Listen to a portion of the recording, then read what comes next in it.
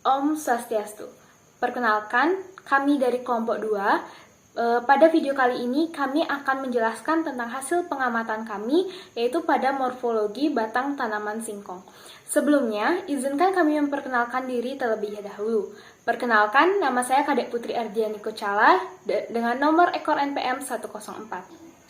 Perkenalkan, nama saya Siti Setiani dengan nomor ekor NPM 102. Perkenalkan, saya Putri Setiani dengan ekor NPM 103. Perkenalkan, nama saya Niluputuanggi Pramesti Putri, nomor ekor NPM 105. Perkenalkan, nama saya Maria Carolina Tute Eke dengan nomor ekor NPM 106. Baik, pertama-tama saya akan menjelaskan secara singkat tanaman singkong ini sendiri. Tanaman singkong memiliki nama ilmiah Manihot utilissima. Ini merupakan tanaman yang bisa tumbuh di berbagai daerah. Tanaman ini merupakan tanaman perdu tropika serta subtropika. Pada tanaman singkong banyak sekali dimanfaatkan pada bagian umbinya karena umbinya sebagai sumber karbohidrat. Singkong merupakan tanaman umbi-umbian yang dimana mempunyai cadangan makanan terbanyak di umbinya tersebut. Baik, selanjutnya saya akan menjelaskan tentang struktur batang tumbuhan. Struktur batang tumbuhan dari pohon singkong ini tergolong dalam tumbuhan berbatang jelas, di mana tumbuhan yang berbatang jelas mempunyai batang tumbuhan yang sesungguhnya. Pada batang pohon singkong, daun keluar dari batang di atas permukaan tanah. Di sini saya sudah menyiapkan batang singkong beserta daunnya. Di sini kita bisa lihat bahwa daun singkong ini sendiri keluar dari batang dan tumbuh di atas permukaan tanah. Maka dari itu, batang pohon singkong ini merupakan batang singkong yang tergolong tumbuhan berbatang jelas. Tumbuhan berbatang jelas dapat dibedakan menjadi 4 bagian, antara lain batang berkayu, batang basah, batang rumput, dan batang mendong. Pada batang pohon singkong, batang singkong ini termasuk batang berkayu. Di sini dapat kita lihat batang singkong ini merupakan batang berkayu di mana batangnya keras dan kuat atau yang bisa kita sebut dengan lignosus. Baik, selanjutnya saya akan menjelaskan bagaimana bentuk batang singkong dan bagaimana permukaan batang singkong. Namun sebelum itu, saya akan menjelaskan secara singkat materi tentang macam-macam bentuk batang tumbuhan dan bentuk permukaan batang tumbuhan. Nah, bentuk batang itu dapat dibedakan berdasarkan bentuk penampang melimpangnya, di mana yang pertama itu adalah bulat atau teres. Batangnya ini berbentuk bulat dan contohnya itu seperti batang bambu, lalu kelapa, dan masih banyak lainnya. Lalu ada yang bersegi. Bersegi itu batangnya itu memiliki sisi atau seperti bangun datar. Yang pertama itu ada segitiga dan contoh tumbuhannya itu adalah rumput teki. Lalu ada yang segi 4, itu contoh tumbuhannya itu adalah markisa. Selanjutnya ada pipe. Pipe itu dapat dibedakan menjadi 2, di mana ada Phyllokladia dan Cladodia. Di mana Phyllokladia ini daunnya itu atau batangnya itu sangat pipih dan pertumbuhannya terbatas. Contohnya itu adalah jakang. Dan Cladodia itu batangnya itu masih tumbuh terus, berbeda dengan Phyllokladia, dan Cladodia masih mengadakan percabangan. Contohnya itu adalah kaktus. Selanjutnya ada permukaan batang. Permukaan batang ini tentunya dibedakan berdasarkan permukaan batangnya ya, dan banyak jenis-jenisnya, itu ada 10. Yang pertama itu adalah licin atau laevis. Jika kita pegang batangnya itu terasa licin, contohnya itu adalah jagung. Lalu ada berusuk atau costatus, contoh tumbuhannya itu ada iler.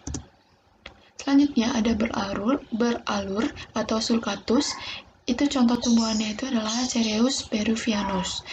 Lalu ada bersayap atau alatus, itu pada batangnya itu bersegi dan bersudut-sudut dan terdapat pelebaran yang tipis. Contohnya itu adalah markisa. Lalu selanjutnya ada yang berambut atau pilosus, itu pada batangnya memiliki rambut-rambut halus, contohnya tembakau.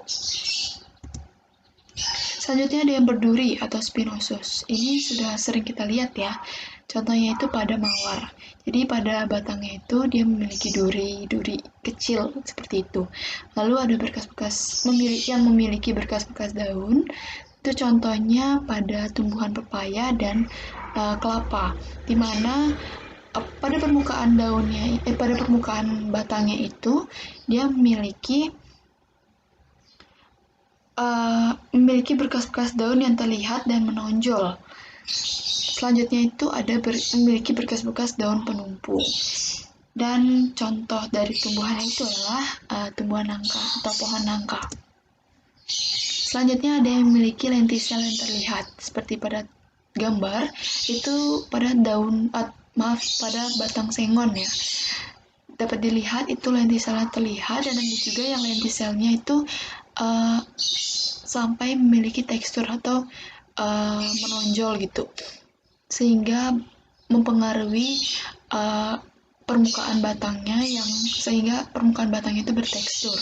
Lalu ada yang memperlihatkan lepasnya kerak, seperti pada jambu biji dan juga kayu putih. Dapat kita lihat di gambar.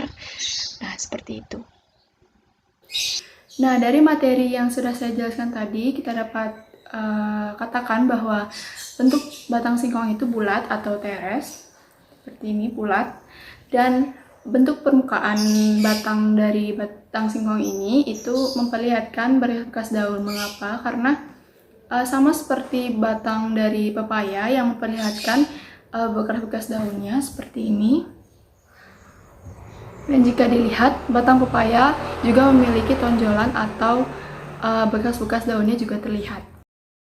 Baik, di sini saya akan menjelaskan arah tumbuh batang pada tanaman singkong. Sebelumnya saya akan menyebutkan beberapa varian arah tumbuh batang. Yang pertama, tegak lurus atau erectus. Yang kedua, menggantung atau pendulus. Yang ketiga, berbaring atau hemifutus. Yang keempat, menjalar atau repens. Yang kelima, serong ke atas atau ascendensi. Batang singkong atau Monihot utilissima memiliki arah tumbuh batang cabang, yaitu tegak lurus atau erectus. Maksudnya, sudut antara batang dan cabang amat kecil, hingga arah tumbuh batangnya hanya pada pangkalnya saja yang sedikit condong ke atas. Baik, di sini saya akan menjelaskan tentang percabangan batang singkong. Batang singkong atau disebut dengan Monihot utilissima memiliki arah tumbuh batang cabang yaitu tegak.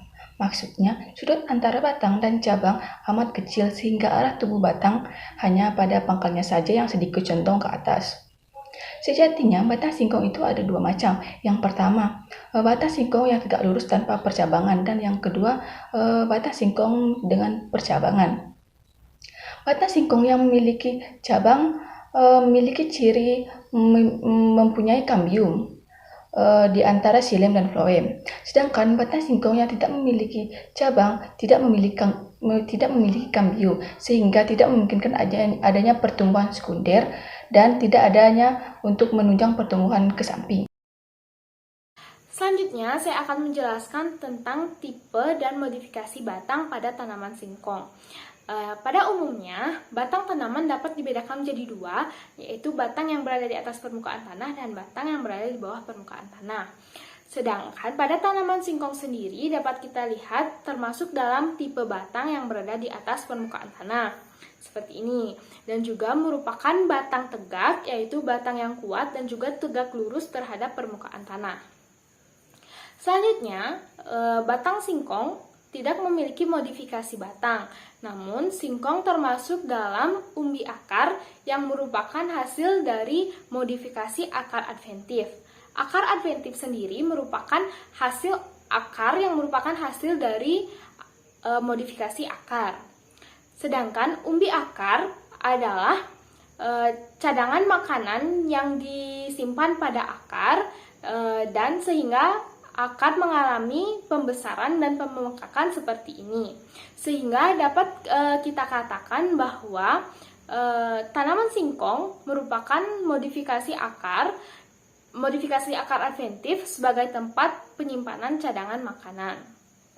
Baik, kesimpulan yang bisa saya ambil dari hasil pengamatan kami mengenai batang tanaman singkong, di mana tanaman singkong ini memiliki batang yang sesungguhnya, dan batang dari tanaman singkong ini merupakan batang berkayu, yang dimana batangnya itu keras dan kuat.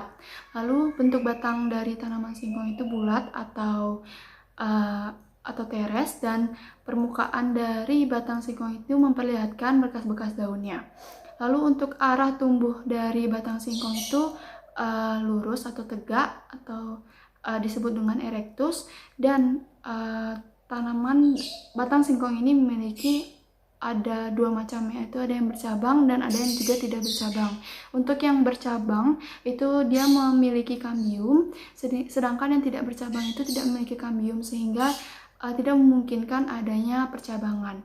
Lalu tipe dari batang singkong ini berada di atas permukaan tanah, dan untuk modifikasi batangnya itu tidak ada, melainkan dia masuk ke dalam modifikasi akar, yaitu akar adventif, yang dimana dalam akarnya itu digunakan untuk menyimpan cadangan makanan atau yang disebut dengan umbi akar. Sekian video pemaparan hasil dari pengamatan kami pada morfologi batang tanaman singkong. Jika ada kesalahan kata, kami mohon maaf sebesar-besarnya dan kami ucapkan terima kasih atas perhatiannya. Saya tutup dengan Pramesanti. Om Santi Santi Santi Om.